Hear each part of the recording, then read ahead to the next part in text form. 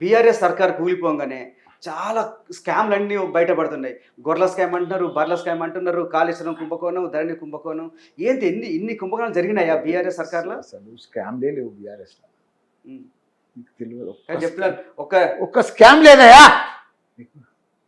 నీకు చెప్పేది నేను మినిస్టర్గా ఉన్నా చెప్పింది. హ్మ్. ఒక్క స్కామ్ లేదు బీఆర్ఎస్లో. హ్మ్. బ్రహ్మాండంగా కేసీఆర్ చేసిన పనులు ప్రపంచంలో ఎవరు చేయలేదు. 28 రాష్ట్రాలు మన దేశంలో ఉంటే భారతదేశంలో నంబర్ 1 రాష్ట్రంగా తెలంగాణను సృష్టించింది. నంబర్ 1 రాష్ట్రం. తాగునీరు, సాగునీరు, ఆసర పింఛన్లు, ఒంటరి మహిళ పింఛన్లు, రైతు బంధు, దళిత బంధు ఎక్కడనయా? కేసీఆర్ కిట్టు పిల్లగాడు పుడితే 13,000 12,000 ఎక్కడ లేదా? అది ప్రపంచంలో లేదు. అది కేసీఆర్ చేసింది. హరితారం, ఏ చెట్టును చూసినా, ఏ రోడ్డు చూసినా, 36 ఫ్లైఓవర్లు చూసినా కేసీఆర్. కానీ చాలా వార్తలు వచ్చినాయి. ఒక 2 వీలర్ మీద 120 గొర్రెలు తీసుకుపోయినట్టు రాసుకున్నారని. చూడు, పెద్ద సంస్థలలో కాళేశ్వరం మీద కాగ్ రిపోర్ట్ వచ్చింది, కాళేశ్వరం మీద విజిలెన్స్ రిపోర్ట్ వచ్చింది. చంద్రమౌళి గారు ఏదో కారు మీద స్కూటర్ మీద పోయినాయి, కారు మీద పోయినాయి, గొర్రెలు పోయినాయి. అవన్నీ తప్పుడు లెక్కలు కాదా? ఏదో మూలకు ఎవడో ఒకటి చేస్తే దాన్ని ఆ పెద్ద భూతార్థంలో పెట్టి చూసే అవసరం లేదు. యాదవులు సక్సెస్ అయ్యారా లేదా? ధనికులు అయ్యారా లేదా? దళితులు దళిత బంధు ఒక్కో దానికి 100 మందికి ఇస్తే దళితులు గొప్పలు అయ్యారా లేదా?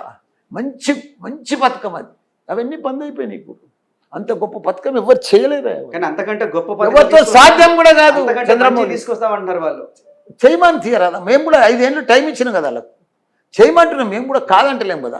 మాకంటే గొప్ప 6 గ్యారెంటీలు ఇచ్చారు. అవన్నీ 420 ఉన్నాయి. అవన్నీ కంప్లీట్ చేయమంటున్నాం. మేము కూడా తప్ప ఏమంటలేం కదా. ఎన్ని ఉన్నాయి హామీలు? 420 దాకా ఉన్నాయి అంట వాళ్ళు. 420 సరిగ్గా 420 ఉన్నాయా? ఉన్నాయని నేను నిన్న అది చెప్తున్నా నీకు. ఓకే. కాళేశ్వరం మీద అవినీతి జరిగిందని చెప్పి ఏం జరగలేదా? విజిలెన్స్ రిపోర్ట్ వచ్చింది. ఏదన్నా చూడు, చంద్రమౌళి జరుగుతుంది. నాకు చిరాకు వస్తుంది ఆయన చెప్తుంటే. కాళేశ్వరం మీద కాదు, మీకు వాస్తవం మాట్లాడితే చిరాకు. వాస్తవం కాదు, నాకు ఇంటేజ్ వస్తుంది. ఎందుకంటే నువ్వు వాస్తవం అంటలేవు. ఒక గొప్ప పని, ప్రపంచంలోనే ఎత్తైన లిఫ్ట్ ఇరిగేషన్ ప్రాజెక్టు కడితే అది దాన్ని స్కామ్ అంటారు. గొర్రెలది పేదలకు, గొర్రెలను యాదవులను అంతా కుర్మ యాదవులను గొప్పలను చేద్దామంటే అది స్కామ్ అంటారు. దళితులను దళిత బంధు ఇస్తా అంటే అలా స్కామ్ అంటారు. అరే ఏ పని చేసినా స్కామ్ అంటారు. ఏమైనా నాకు అర్థం కాదు. కానీ అందరి బాధ ఎవరు చెయ్యలేంది చేస్తున్నాడా? భారతదేశంలో ఏ సీఎం చేయని పని హరితారం చూడు నువ్వు. ప్రతి ఊర్లో ఒకటి. చంద్రమౌళి ఇంకో విషయం చెప్తాను, ఇంకో ఇంపార్టెంట్ విషయం చెప్తాను. 12,769 గ్రామాలు ఉంటే ప్రతి గ్రామంలో dumping yard, grave yard, nursery, మళ్ళీ ఇంటింటికి నీళ్లు, 24 అవర్స్ కరెంటు, ఇట్లా ప్రతి ఒక్కరు క్రీడా మైదానం చేసిన ఘనత దేశంలో ఏకైక రాష్ట్రం తెలంగాణ. అవన్నీ కనిపిస్తలేవా చంద్రమౌళి? ఇప్పుడు చూడు, మన తన 46,000 చెరువులు ఉంటే నిండు కుండ లెక్క మే జూన్లో గలగలగలలాడుతుండే. 10-15 కిలోల చేపలు వస్తుంటే ఆ చేపలు ఎక్కడ వాయా, ఆ నీళ్ళు ఎక్కడ వాయా, ఆ చెర్లలు ఎక్కడ వాయా, మాయమైపోయింది చంద్రమౌళి. ఒక్క యానన్న నీళ్ళ సుక్క కనిపిస్తుందా? ఒక్క చెరువులో నీళ్ళున్నాయా?